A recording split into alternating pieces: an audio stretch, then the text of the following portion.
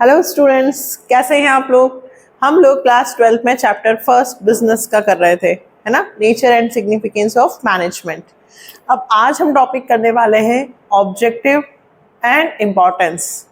देखो, ऑब्जेक्टिव और इम्पोर्टेंस लगभग सेम है। ऑब्जेक्टिव का मतलब क्या होता है? उद्देश्य। आखिर हम मैनेजमेंट क्यों करते हैं, आपका क्या उद्देश्य है कि आप मैनेजमेंट करते हो, है ना। आपके जीवन का क्या गोल है, आपका जीवन का क्या उद्देश्य है ना। अच्छे मार्क्स लाना 12th में, फिर एक अच्छा उसके बाद कॉलेज मिल जाए, है ना, अच्छी डिग्री हमें मिल जाए, अच्छी जॉब मिल जाए, ये सब हमारे उद्देश्य होते हैं लाइफ के। तो यहाँ पर मैनेजमेंट के उद्देश्य में क्या है? सबसे पहले ऑब्जेक्ट की यदि मैं बात करूँ तो हमने मैनेजरियल ऑब्जेक्टिव को 3 कैटेगरीज में डिफाइन किया है। सबसे पहले मीनिंग की यदि बात करें तो objectives are the ends towards which the activities of an organisation are directed. Objective का मतलब होता है कि ऑर्गेनाइजेशन किन चीजों को लेकर निर्देश देगा। There are different objective and management has to achieve all objective in effective and efficient manner. हर एक ऑर्गेनाइजेशन का एक ही उद्देश्य होता है, क्या? पहले कि काम इफेक्टिव और इफिशिएंट हो, समय पर हो और minimum cost per maximum production हो, है ना। इसलिए हर एक ऑर्गेनाइजेशन का मेन ऑब्जेक्ट तो यही होता है कि जो भी प्रोडक्शन हो इफेक्टिव एंड इफिशिएंट मैनर में हो। 3 कैटेगरी। सबसे पहले 3 कैटेगरी में आता है फर्स्ट पे ऑर्गेनाइजेशनल ऑब्जेक्टिव। ऑर्गेनाइजेशन का ऑब्जेक्ट क्या होता है? तो these objective aim at prosperity and growth of the organisation. सबसे पहले हम चाहते हैं कि हमारी ऑर्गेनाइजेशन में शांति हो और आराम से हमारी ऑर्गेनाइजेशन ग्रोथ करे। देखिए, कोई भी दुकान यदि हम स्टार्ट करते हैं तो क्या आपको लगता है कि पहले दिन से ही वहाँ पे कस्टमर्स की लाइन लग जाएगी? नहीं। अगर हम अपनी एक शॉप खोलते हैं तो पहले सबसे पहले हमें वहाँ पे टिकना पड़ता है। अपनी लैंग्वेज में यदि हम बोलें कि पहले हमें बाजार में बैठना पड़ेगा, टिकना पड़ेगा, चाहे हमें प्रॉफिट हो या लॉस हो। सबसे पहले आपको सरवाइव करना पड़ता है। इसलिए एक ऑर्गेनाइजेशन गोल का सबसे पहले जो पॉइंट होगा वो होगा सर्वाइवल।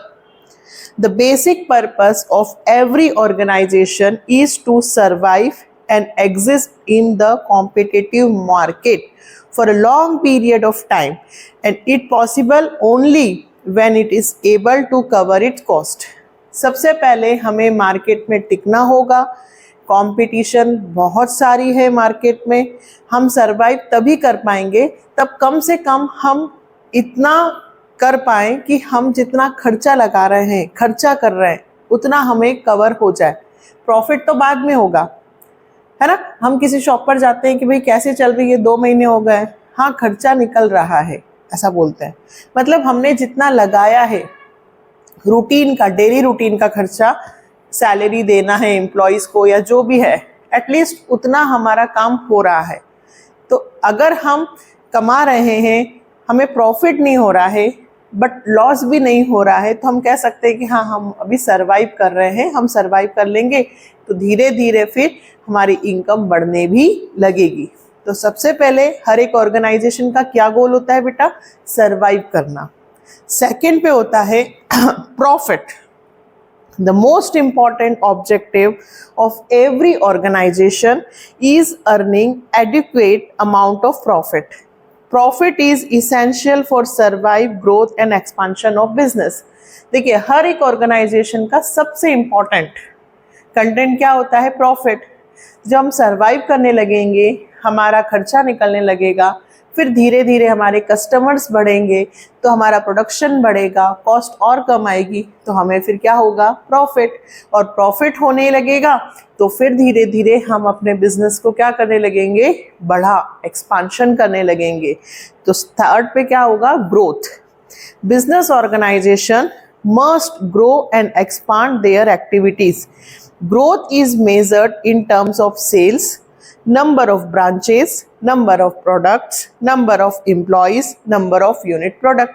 प्रोड्यूस्ड, है ना। हम अपनी सेल्स बढ़ाएंगे, हम अपनी यूनिट्स, एक यहाँ पर हमारी शॉप है तो हम एक जगह और खोलने की कोशिश करेंगे, और फिर यदि हम हमारे प्रोडक्ट्स बढ़ाएंगे, हम अभी 2 प्रोडक्ट्स बढ़ा रहे थे, फिर हम धीरे धीरे 3 बढ़ाने लगे। सिंपल सी बात है, यदि हमें लगता है कि हमारा बिजनेस में प्रॉफिट हो रहा है तो फिर हम उसको बढ़ा करने की कोशिश करते हैं, है ना। तो सबसे पहले एक ऑर्गेनाइजेशन का जो मेन 3 ऑब्जेक्टिव होते हैं, उसमें से पहला ऑर्गेनाइजेशनल ऑब्जेक्टिव में क्या आएगा बेटा, 3 पॉइंट्स, है ना। सबसे पहले हम टिकेंगे, इतना खर्चा कि कम से कम इनकम कि हमारा खर्चा निकल पाए, सरवाइव करेंगे, फिर हम प्रॉफिट अर्न करेंगे, और फिर हम अपने बिजनेस को बढ़ा करेंगे। ये 3 हमारे मेन उद्देश्य होते हैं एक ऑर्गेनाइजेशन के। इन्हें हम क्या कह रहे हैं, ऑर्गेनाइजेशनल गोल। सेकंड पे आता है सोशल ऑब्जेक्टिव। अब सामाजिक उद्देश्य, सोसाइटी, तो सिंपल सी बात है, हम कहाँ रहते हैं, सोसाइटी में।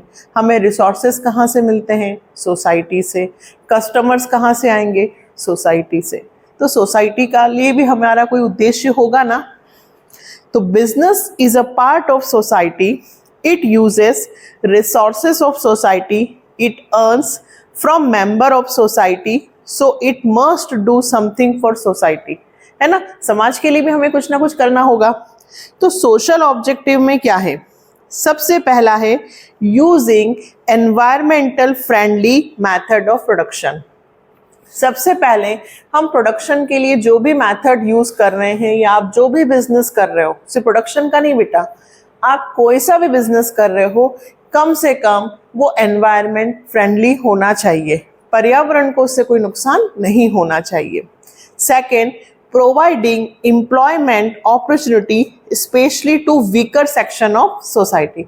समाज का जो सबसे कमजोर वर्ग है ना, वीकर सेक्शन है, आपको उसके लिए कम से कम एम्प्लॉयमेंट की अपॉर्चुनिटीज देनी चाहिए, रोजगार के अवसर। वो आप कब दे पाओगे, जब आप ग्रोथ करोगे, है ना। तो हमें समाज में रोजगार के अवसर प्रदान करने चाहिए। Third, contribution towards desirable civic activities, है ना। तो डिजायरेबल सिविक एक्टिविटीज मतलब नागरिकता कानून, है ना। मतलब नागरिकों के अधिकार के लिए जो कानून बने हैं, है ना, उनके लिए हम भी कंट्रीब्यूशन करें। बहुत सारे नागरिकों के लिए अधिकार, जैसे उपभोक्ता कानून अधिनियम, है ना। मतलब हमें कंट्रीब्यूशन करना है सिविक एक्टिविटीज में, हमें भी उन जो नियम बनाए गए हैं उन्हें फॉलो करने में हमें मदद करनी चाहिए। जनरेशन ऑफ इकोनॉमिक वेल्थ, है ना, हमें भी धन को आगे बढ़ाना है, हमें भी जनरेट करना है। देखिए, हम यदि ग्रोथ करेंगे, समाज ग्रोथ करेगा, है ना। हाँ, तो सिंपल सी बात है, देश में भी आय का स्तर बढ़ेगा, लोगों का लिविंग स्टैंडर्ड बढ़ेगा। तो ये सारी जो चीज़ें हैं, social service project of government, NGOs, supply of quality product at reasonable prices, है ना। हमें सरकार ने जितने एनजीओज बना रखे हैं उनमें भी हमें सहायता करनी चाहिए। हमें अच्छा सामान, अच्छी क्वालिटी का सामान देना चाहिए कस्टमर्स को, रिजनेबल प्राइस पे, हमें मिलावट नहीं करना चाहिए।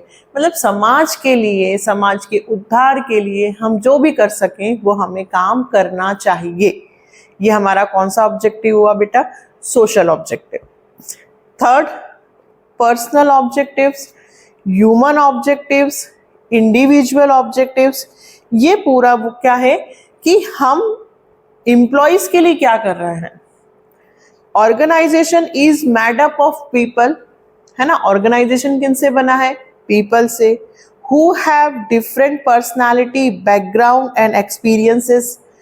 दे all become part of organisation to satisfy their diverse need. देखिए, बहुत सारे लोग मिलकर एक ऑर्गेनाइजेशन बनाते हैं, अलग अलग कास्ट से आते हैं, अलग अलग क्षेत्र से आते हैं, और उनकी सबकी आवश्यकताएं भी अलग अलग हैं, डाइवर्स नीड है। तो हमें क्या करना चाहिए, हमें फोकस करना चाहिए कि एम्प्लॉयज़ की सारी नीड्स फुलफिल हो। क्यों, अगर उनकी एम्प्लॉयज़ की नीड फुलफिल नहीं होंगी तो वो अपना 100% नहीं देंगे, वो उन्हें अगर नहीं जमेगा, अच्छी सैलरी नहीं मिलेगी तो वो छोड़कर चले जाएंगे। देखिए, आपका सबसे मेन ऑब्जेक्टिव क्या है? बाजार में टिकना, फिर पैसा कमाना और फिर ग्रोथ करना। वो बिना समाज और बिना एम्प्लॉयज के पॉसिबल नहीं है। तो अब आपको एम्प्लॉयज के लिए क्या करना चाहिए? सबसे पहले competitive salary to fulfil financial needs. हर एक एम्प्लॉय की फाइनेंशियल, सबकी नीड है फाइनेंशियल, बिना पैसे के कुछ पॉसिबल है नहीं। तो एम्प्लॉयज की सारी फाइनेंशियल नीड हमें फुलफिल करना चाहिए। हमें उन्हें ऐसी सैलरी देना चाहिए कि वो कंपैरिजन करे कि अरे वहाँ इतना मिल रहा है, अच्छा मुझे तो यहाँ और ज़्यादा मिल रहा है, तो मैं यहाँ अच्छे से काम करूँगा। Promotion, training, personal growth, development of employees to fulfil esteem and other higher. तो देखो, प्रमोशन, ट्रेनिंग, पर्सनल ग्रोथ है ना, डेवलपमेंट एंड एम्प्लॉयज की, ये सब भी हमें उनकी फुलफिल करनी पड़ेगी। उन्हें प्रमोशन देना होगा। यदि मान लीजिए कोई बहुत अच्छा वर्कर काम कर रहा है और हमें उन्हें प्रमोट नहीं करें तो फिर वो दूसरी जगह शिफ्ट हो सकता है। उसकी स्किल को डेवलप करने के लिए हमें काम करना चाहिए। तो वर्कर्स को भी हमें उसकी पर्सनल ग्रोथ हो, इस पर भी हमें काम करना चाहिए। देखिए, एक वर्कर आपके एम्प्लॉयज क्यों टिकेगा? क्योंकि उसको सीखने को मिलेगा। तो हमें कोशिश करना चाहिए कि एम्प्लॉयज को हमें नई नई चीज़ें सिखाने की कोशिश करें। Peer recognisation, self respect, respect for colleague. Simple सी बात है कि आपस में भी एम्प्लॉयज जो हैं वो एक दूसरे का रिस्पेक्ट करें, सम्मान करें, कलीग, ऐसा हमें उन्हें वातावरण देना चाहिए। Good and healthy working condition, वही वापस से आ गया है ना, कि एक अच्छा उन्हें वातावरण मिले ताकि वो अच्छे से काम कर सकें। वर्कर्स में lose interest in work if their objectives are neglected. कितनी अच्छी बात कही। अगर आप उनकी आपस में वो एक दूसरे की हेल्प करें, ऐसा वातावरण यदि आप उन्हें ना दे पाएं, अच्छी सैलरी उन्हें ना दे पाएं, अगर आप इस ऑब्जेक्ट को निगलेक्ट करते हैं तो वर्कर्स अच्छे से मन लगाकर आपके यहाँ काम नहीं कर पाएंगे और वर्कर्स छोड़कर चले जाएंगे। और अगर वर्कर्स ही आपको अच्छे नहीं मिले तो आप ना ही सरवाइव कर पाओगे, ना ही ग्रोथ कर पाओगे, ना ही प्रॉफिट अर्न कर पाओगे। तो एक ऑर्गेनाइजेशन को या एक मैनेजमेंट को जब अपना गोल अचीव करना है तो उसको 3 उद्देश्य लेकर चलना होगा। कौन से 3 उद्देश्य? पूरा चार्ट देखो, है ना। क्या चार्ट है? ऑब्जेक्टिव ऑफ मैनेजमेंट में ऑर्गेनाइजेशनल ग्रोथ, सोशल और पर्सनल ऑब्जेक्टिव, है ना। पूरा चार्ट आपको ऐसे देखकर और इसको पॉइंट्स याद करना है। अब आते हैं हम ऑब्जेक्टिव के बाद इंपॉर्टेंस। अब अभी हमने पढ़ा कि मैनेजमेंट क्यों करना चाहिए, क्या उद्देश्य है, तो ये उद्देश्य हैं। अब ऐसा करने से आपको क्या बेनिफिट होता है? तो सबसे पहले, एक successful organisation does not achieve it goals by chance but by the following deliberate process called management. ये हमने पहले भी पढ़ा था। एक सोची समझी प्रोसेस है। ऐसा नहीं है कि बस हमने बिजनेस स्टार्ट किया और हमें फायदा हो गया, बिल्कुल नहीं। हमने पूरी प्लानिंग की है, ऑर्गेनाइजेशन बनाया है ना, और डायरेक्शन, कंट्रोल, सारे फंक्शंस को उसमें लगाया है, तब जाकर हमें फायदा होगा, हम अपना गोल अचीव कर पाएंगे। On other hand, lack of proper management result in wastage of time, money and effort। अगर आप पूरी मेहनत या प्रॉपर मैनेजमेंट नहीं करेंगे तो टाइम भी वेस्ट होगा और रिसोर्सेज भी वेस्ट हो जाएंगे। तो most of business fail due to poor management. Management is life giving element in every business. हर एक बिजनेस यदि कोई फेल हुआ है तो वो क्यों फेल हुआ? क्योंकि वहां पे मैनेजमेंट अच्छा नहीं था। जो भी बिजनेस ऑर्गेनाइजेशन सक्सेसफुल होगा तो वही कहा जाएगा कि मैनेजमेंट बहुत अच्छा है। तो मैनेजमेंट से क्या फायदा होता है?